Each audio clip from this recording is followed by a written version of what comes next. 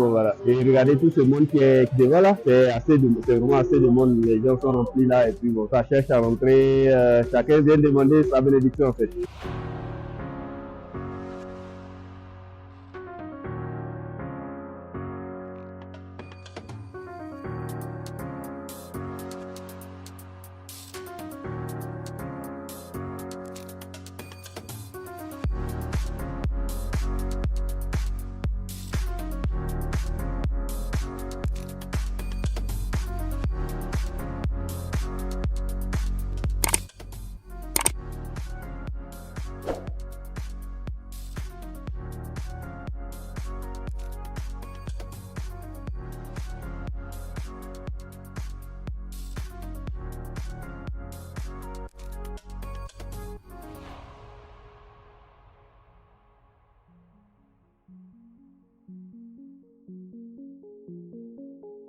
On se retrouve encore dans la ville de Bouga. Nous avons visité, ça fait environ 3 à 4 ans maintenant. Nous revenons là et c'est la haute saison. Donc du coup, il y a tellement assez de personnes. Le rang pour pouvoir entrer, pour pouvoir visiter, c'est tellement long. Ça donne pas le moral, mais on peut faire avec et puis on voit aussi les personnes qui doivent rentrer à la basilique. Ça c'est le rang qui passe par là-bas là. Ça fait le tour jusqu'au fond là-bas pour venir passer juste là pour pouvoir entrer carrément dans la basilique pour visiter. Donc tout ce monde cherche à rentrer. Vous imaginez combien de temps vous allez attendre votre tour pour pouvoir entrer. Bon, c'est sécurisé, on va dire, parce que bon, il y a la police un peu partout qui surveille. Il y a aussi de l'ordre et puis la discipline pour que les gens puissent entrer. Donc, je vais faire un petit zoom sur la basilique. La basilique est là et puis bon, voilà. Et regardez tout ce monde qui est devant là. C'est vraiment assez de monde. Les gens sont remplis là et puis bon, ça cherche à rentrer. Chacun vient demander sa bénédiction en fait. Bon, là, vous avez aussi la Vierge qui est juste là. Donc, de là, la Vierge fait face à la basilique. Donc, beaucoup de gens qui sont là, qui passent le temps en famille, avec les amis, avec tout ce que vous pouvez imaginer.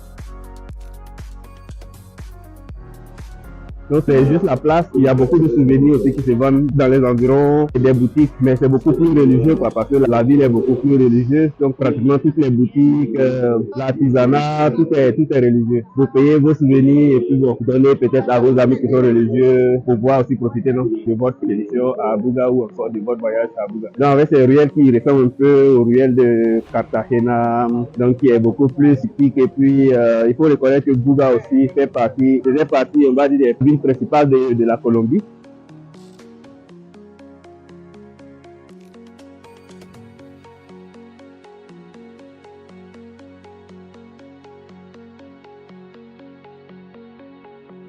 Donc vous avez assez de restaurants qui sont là, qui vous proposent des plats de la région, un peu de tout. Des plats typiques et puis bon, des plats aussi venus d'ailleurs pour vous présenter les différents mets que vous avez. Ah mais cette petite chapelle est bien belle. Je pense que ça date depuis les temps coloniaux. Hein. C'est patrimoine culturel, religieux et puis nous allons faire un petit tour à l'intérieur pour voir un peu.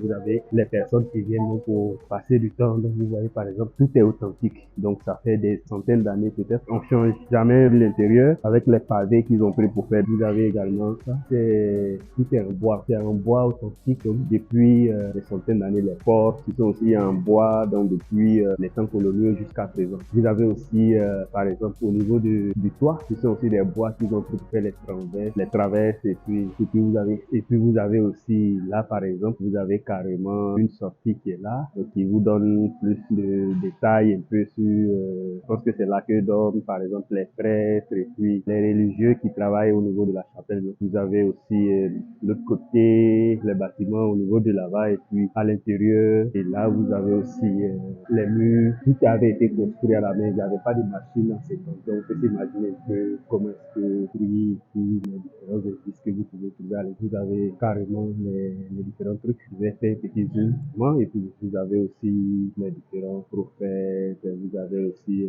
pour la Noël, ils ont décoré ça pour c'est vrai comme on le dit. Qui vous permet aussi de pouvoir donc, profiter de ce temps en famille pour la Noël, ce qu'ils ont fait pour pouvoir permettre aussi aux personnes de pouvoir profiter de ces moments dans l'intérieur, là où on fait là où la messe est célébrée. C'est juste on va dire, deux rangées de chaises, mais c'est ça. Pour les religieux, on un pouvoir incommensurable parce qu'ils aiment beaucoup passer donc, ce temps avec les membres de leur famille et puis bon, leurs connaissances. Je sors carrément de la chapelle pour voir un peu à l'extérieur comment ça se passe. Mais déjà, il faut dire que la chapelle est vraiment très authentique avec tout ce que vous pouvez imaginer d'une chapelle coloniale. Donc, il y a beaucoup de choses que vous pouvez voir, que vous pouvez découvrir à l'intérieur de cette chapelle-là. C'est beaucoup de choses. Je suis juste en dehors de la chapelle. Donc, comme je le disais, ça s'appelle donc la chapelle San Francisco, qui a été construit depuis 1829. Déjà, ça a été bâti.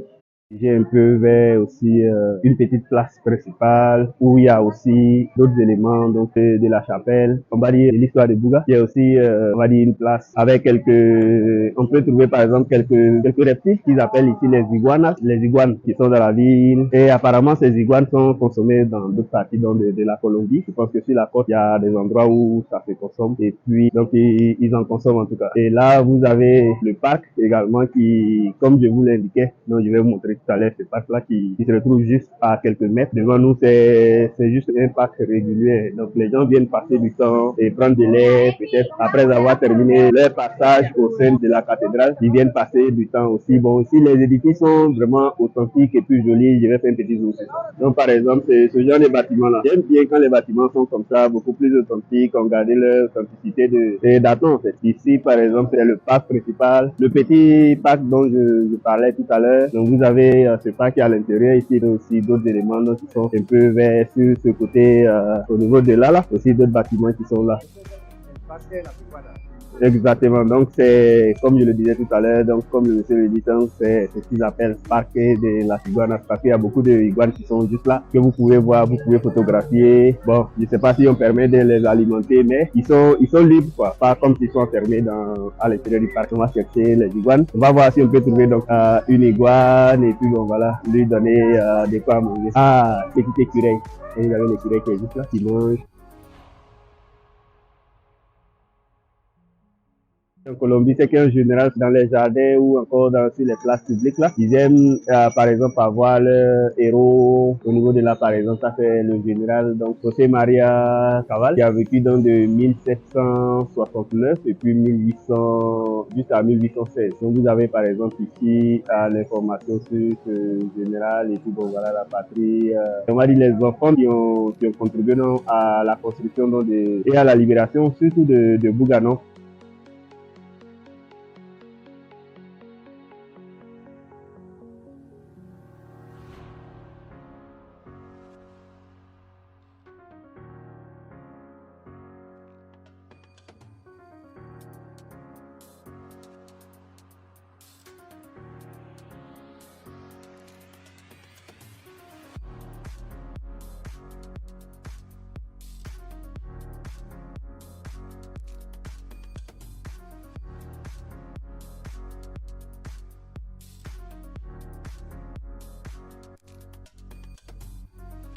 Par exemple, vous avez aussi ces différents trucs qui sont donc à l'intérieur donc, de la cathédrale. C'est vraiment antique et vous avez comment c'est organisé à l'intérieur au niveau des personnes qui ont fini la messe sont en train de sortir carrément donc, de la cathédrale. Et puis, tout est en bois. C'est ce qui me plaît en fait. L'authenticité a toujours été gardée de sorte à ce que tu puisses voyager dans le temps. Donc, c'est un voyage carrément que tu fais dans le temps.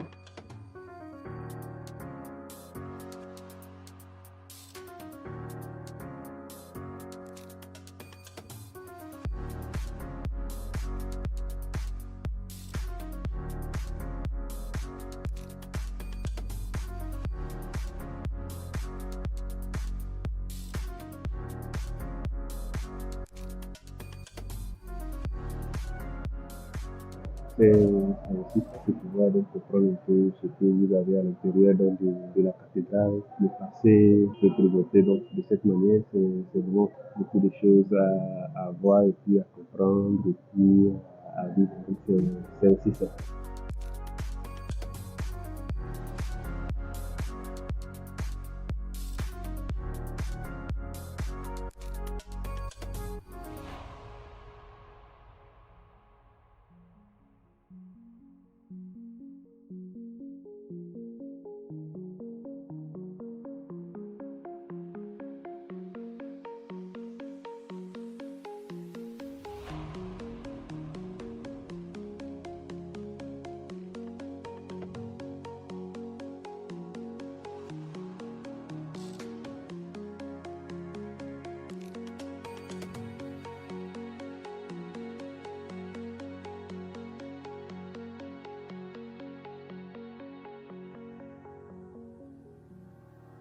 Donc, il faut sortir, se diriger un peu vers le côté, marcher au bord de la voie et continuer aussi au niveau de là pour aller visiter d'autres endroits, peut-être chercher quelque chose aussi à manger parce que bon, là, il est presque 13 heures et du coup, et la faim commence à s'installer. Donc, il faut carrément chercher quelque chose à manger. Tous ces bâtiments ont des centaines d'années qui sont encore en bon état. Donc, comme je le disais la dernière fois, au niveau de nos pays, nous avons aussi ce genre de ressources. Quand je prends le cas de la Côte d'Ivoire, nous avons ce genre de ressources qui sont présentes. On a toujours beaucoup d'efforts sont en train d'être faits, donc pour pouvoir les promouvoir, mais on peut toujours faire plus. Chacun de nous a sa petite contribution à jouer. Donc l'idée pour moi, c'est de aussi partager ces contenus avec les personnes qui suivent ce blog. Donc que ce soit d'Europe, d'Afrique, d'Amérique, partager aussi des formations, puis promouvoir aussi la destination de vos pays. Par exemple, savoir que quand on parle des touristes, on parle de ce genre d'activité, c'est pas seulement l'Amérique latine, c'est pas seulement l'Europe, c'est pas seulement l'Amérique du Nord ou encore l'Asie, mais aussi l'Afrique regorge de sites et de ressources touristiques. Côte d'Ivoire, nous avons toujours, quand on parle de safaris, on pense carrément au Kenya et autres, mais en Côte d'Ivoire aussi, on a de petites safaris,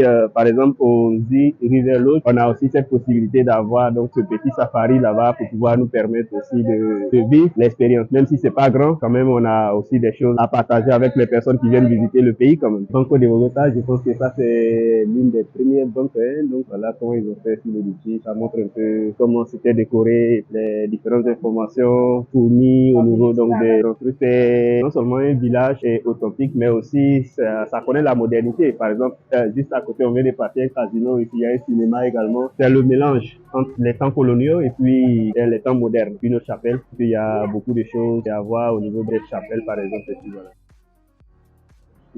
Bon, je pense que voilà, regardez par exemple la décoration qui est faite ici avec des informations. Par exemple, profiter du processus. Il faut aimer avec l'âme, remercier chaque jour, faire ce que tu peux, rêver grand pour avoir la confiance en soi et puis il faut toujours sourire. On va voir ce qui se passe à l'intérieur. Je sais pas si c'est Sonia Daslo. Donc je pense que c'est une salle de mariage pour célébrer un mariage ou je sais pas. Ah mais il y a des boutiques, on peut une boutique et puis voilà. C'est bien joli, c'est bien beau et puis bon, voilà. On vient de sortir du coin là, mais c'est juste une boutique de vente d'habits, donc ils ont bien fait leur marketing en telle enseigne que vous êtes obligé d'entrer pour voir et avec la curiosité. Bon là c'est aussi on va dire l'église Saint-Domingue, donc Saint-Domingue c'est depuis 1588 que cette église a été fondée. Le temple de Saint-Domingue, la porte toujours authentique avec comme tous les monuments qu'ils ont ici et puis là d'autres éléments carrément qui vous permettront aussi de pouvoir donc mieux décerner l'église carrément avec qui aussi vous avez un peu comme un plan de la ville et puis vous avez les autres. Avec ces petites voies aussi, je pense que de nuit, ça sera beaucoup plus intéressant parce que ça ressemble un peu aux rues de Cartagena. Donc, je suppose que aussi il y a des lumières qui permettent aussi d'illuminer un peu et ces voies-là sous forme de décoration aussi. Et donc, jusqu'au fond là-bas, là, par exemple, ça c'est la voie carrément qui continue, qui va vers la basilique. Vous arrivez là et puis vous allez sur le côté droit pour la basilique. Ce bâtiment, carrément, c'est le bâtiment donc de l'Université del Valle avec les différentes informations qui accompagnent donc cette idée. Donc, vous avez toujours les personnes qui veulent entrer, donc le rang il est long jusqu'à là-bas. Là, c'est aussi les personnes qui veulent entrer, qui sont toujours là-bas, qui cherchent à entrer donc à l'intérieur de la cathédrale. Donc le rang il est encore long, il est encore long, il est encore long. Ça c'est l'entrée principale. Et là, vous avez les objets qui ne peuvent pas entrer et puis ce qu'il faut éviter de faire. Carrément un pêcheur qui simule un peu une statue d'une personne qui a attrapé son poisson et puis voilà.